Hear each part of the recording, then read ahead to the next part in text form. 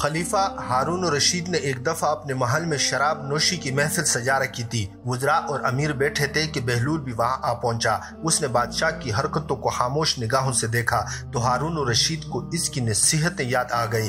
ترنگ میں اس نے سوچا کہ اس سے پہلے کہ بہلول کوئی ایسی بات کر دے کہ اس کا سر جھک جائے، وہ خود پہل کرے۔ اس نے بہلول سے کہا، بہلول میرے ایک سوال کا جواب دو گے؟ بہلول نے کہا، جی حضور۔ ہارون الرشید نے سوال کیا کہ بہلول یہ بتاؤ، اگر کوئی شخص انگور کھا رہا ہو تو کیا وہ حرام ہے؟ بہلول نے جواب دیا کہ بالکل نہیں۔ ہارون نے کہا، اگر وہ انگور کھا کر پانی پی لے؟ تو بہلول نے جواب دیا کہ جناب کوئی حرج نہیں ہے۔ ہارون نے آگے کہا کہ اب یہی شخص انگور کھا کے اور پانی پی کر اس کے بعد دھوپ میں بیٹھ جائے تو پھر؟ بہلول نے جواب دیا کہ محترم کوئی مذائقہ نہیں ہے، جتنی دیر چاہے بیٹھے۔ ہارون الرشید نے پھر کہا، تو پھر بہلول تم خود ہی بتاؤ، یہی انگور اور پانی کچھ عرصہ دھوپ میں رکھ دیے جائے تو حرام کیوں ہو جاتے ہیں؟ ہارون الرشید نے بڑے فخر کے ساتھ اپنا فلسفہ بیان کیا۔ اب بہلول نے ہارون سے کہا، اگر اجازت ہو تو میں چند سوالات آپ سے کروں؟ ہارون نے کہا، جی اجازت ہے۔ بہلول نے سوال کیا کہ علی جا یہ بتائیے کہ اگر کسی آدمی کے سر پر تھوڑی سی مٹی ڈال دی جائے تو کیا اس کو کوئی نقصان پہنچے گا؟ خلیفہ ہارون الرشید نے فوراً جواب دیا کہ نہیں۔ پھر بہلول نے پوچھا، اگر اس کے سر پر تھوڑا سا پانی ڈال دے تو کیا اس شخص کو کوئی تکلیف ہوگی؟ ہارون نے کہا، بالکل نہیں ہوگی۔ پھر بہلول بولا، اگر اس مٹی اور پانی کو ملا کر ایک اینٹ بنائی جائے اور اس شخص کے سر پر ماری جائے تو کیا نقصان ہوگا؟ تم بھی عجیب بات کرتے ہو بہلول۔ ہارون ہنسا اور کہا، اس کا تو سر ہی پھٹ جائے گا۔ اس کے بعد بہلول دانا بولا، تو پھر عالی مقام آپ خود غور فرمائیں تو آپ کو یہ معلوم ہو جائے گا کہ جس طرح مٹی اور پانی مل کر انسان کا سر پھوڑ سکتے ہیں، اس طرح انگور اور پانی بھی مل کر ایک ایسی چیز بنا دیتے ہیں جو حرام اور ناپاک ہے، جس کے پینے سے انسان کی عقل ماری جاتی ہے اور اس میں برے اور بھلے کی تمیز نہیں رہتی۔ اس لیے اسلام نے اس کے پینے والے پر سزا واجب کی ہے۔ بغداد کے ایک بڑے بازار میں ایک فقیر نانبائی کی دکان کے سامنے سے گزر رہا تھا۔ اس نے ہر طرح کے کھانے چولہوں پر چڑھائے ہوئے تھے جس سے بھاپ نکل رہی تھی۔ ان کھانوں کی خوشبو ان کی لذت کا پتہ دے رہی تھی اور ارد گرد کے گزرنے والوں کو اپنی طرف متوجہ کر رہی تھی۔ بیچارے فقیر کا بھی دل للچایا، لیکن غریب کے پاس مال کہاں تھا جو ان کھانوں کی لذت خرید سکتا، لیکن وہاں سے ہٹنے کا بھی دل نہیں چاہ رہا تھا۔ کھانوں میں اتنی خوشبو تھی کہ بھوک پڑ رہی تھی۔ بالآخر اس نے اپنے تھیلے کو کھولا، اس میں سے سوکھی ہوئی روٹی نکالی اور کھانے کی دیگ کے بھاپ سے اسے نرم کر کے کھانے لگا جس میں کھانے کی خوشبو بسی ہوئی تھی۔ نانبائی چپ چاپ یہ تماشا دیکھ رہا تھا۔ جب فقیر کی روٹی ختم ہوئی اور وہ چلنے لگا تو نانبائی نے اس کا راستہ روک کر کہا، کیوں مسٹنڈے، کہاں بھاگ رہا ہے؟ لا میرے پیسے نکال۔ کون سے پیسے؟ فقیر نے حیران ہو کر پوچھا۔ اچھا کون سے پیسے؟ ابھی جو تو نے میرے کھانے کی بھاپ کے ساتھ روٹی کھائی ہے وہ کیا تیرے باپ کی تھی؟ اس کی قیمت کون چکائے گا؟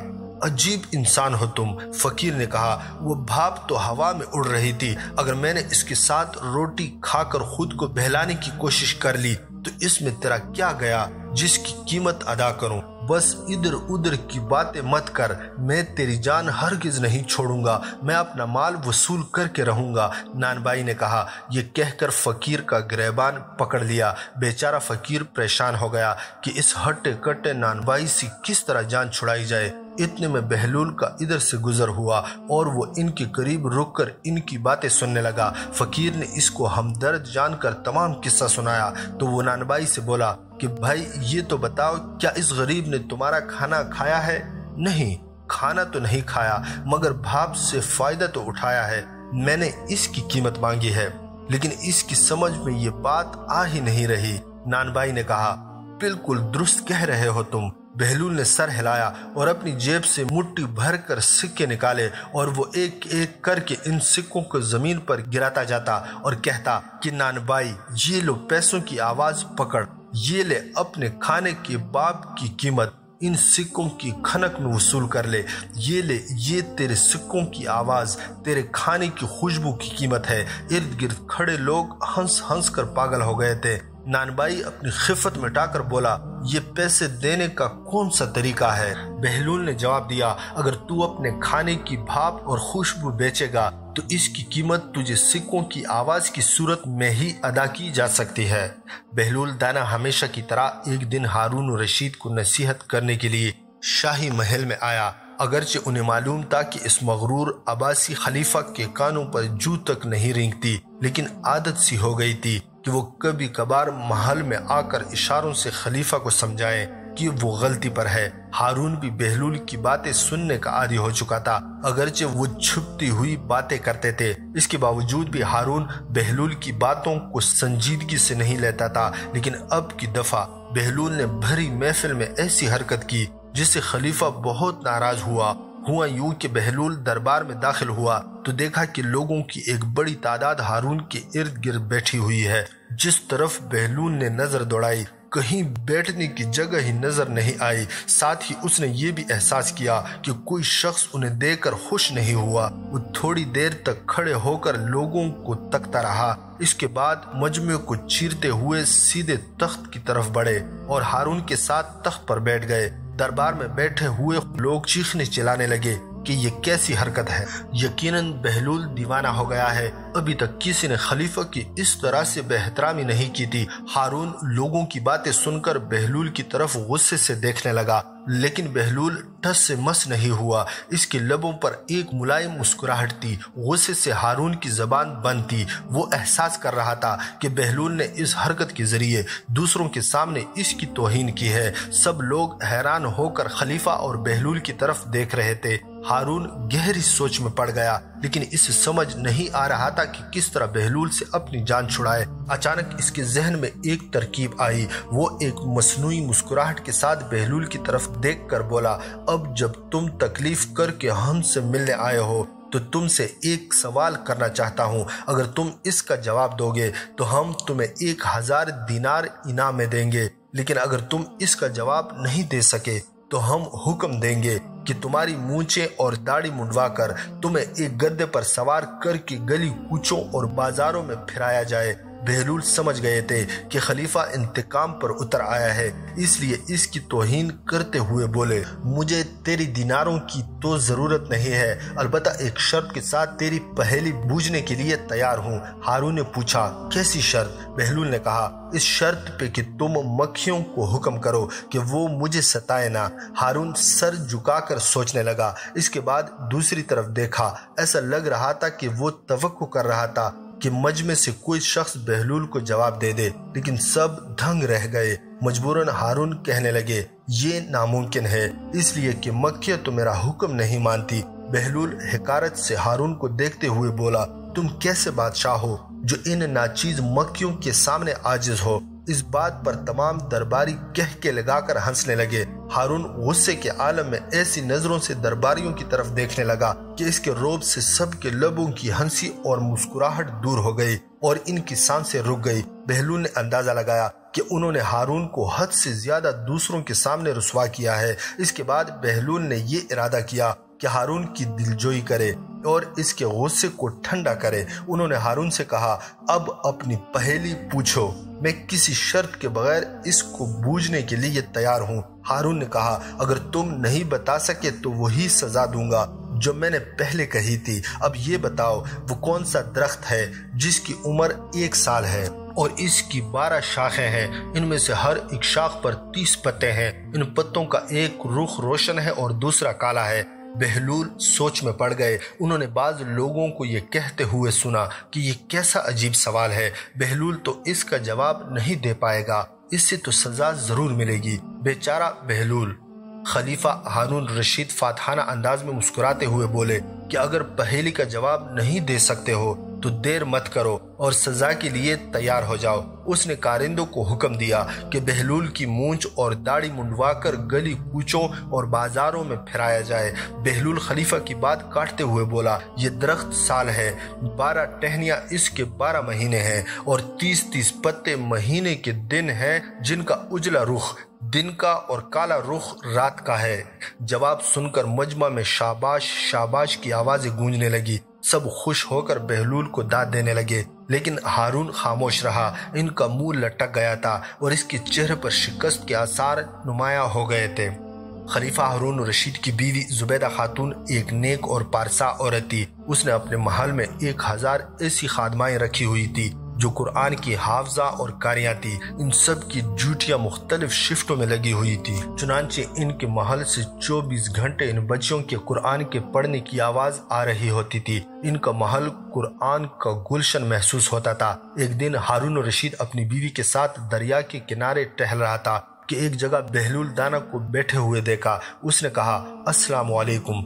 بہلول دانا نے جواب میں وعلیکم السلام کہا۔ ہارون الرشید نے کہا، بہلول آپ یہاں کیا کر رہے ہیں؟ انہوں نے کہا، ریت پر گھر بنا رہا ہوں۔ پوچھا کہ کس لیے بنا رہے ہو؟ جواب دیا کہ جو آدمی اس کو خریدے گا تو میں اس کے لیے دعا کروں گا کہ اللہ رب العزت ان کے بدلے ان کو جنت میں گھر عطا فرما دے۔ بادشاہ نے کہا، بہلول اس گھر کی قیمت کیا ہے؟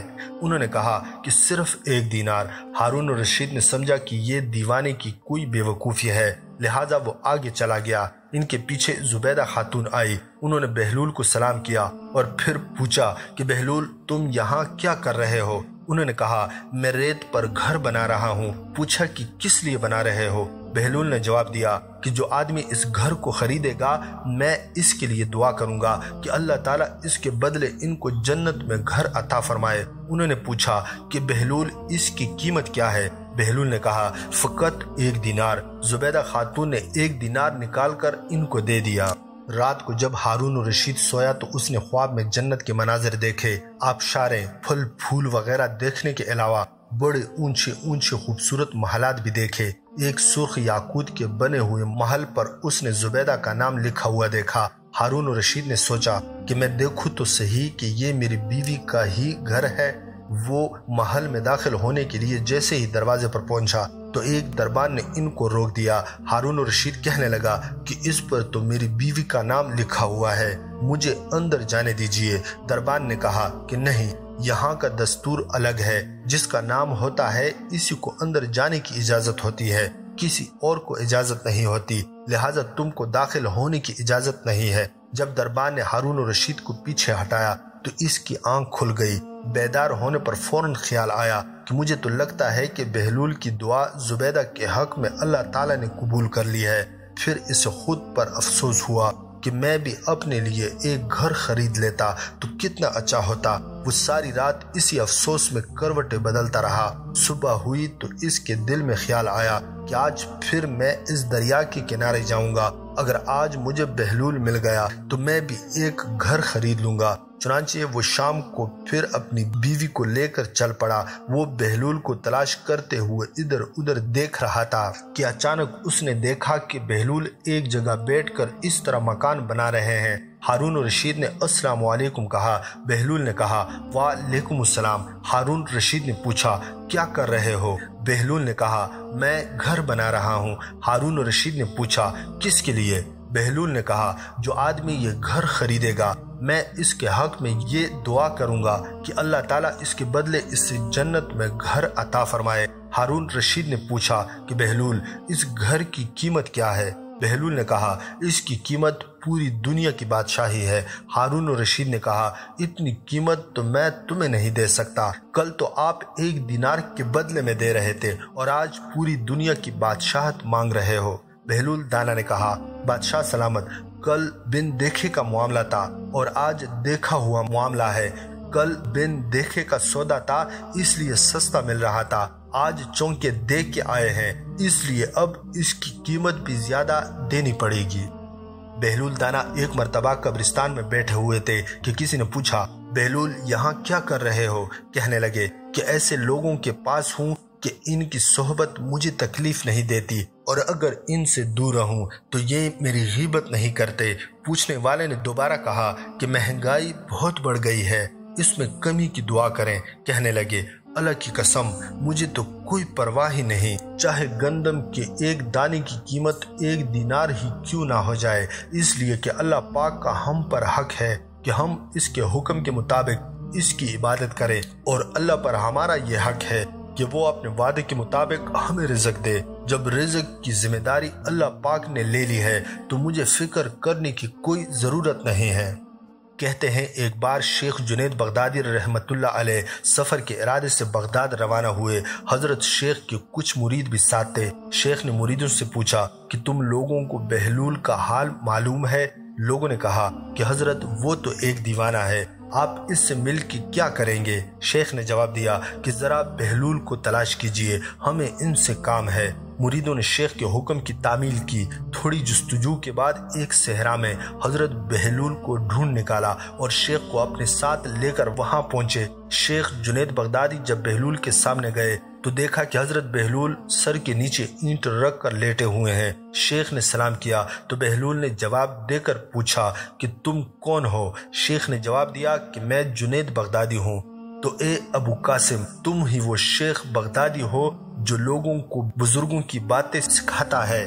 جی ہاں، کوشش ضرور کرتا ہوں، شیخ نے جواب دیا۔ بہلول نے پوچھا اچھا تو تم اپنے کھانے کا طریقہ تو جانتے ہوگے؟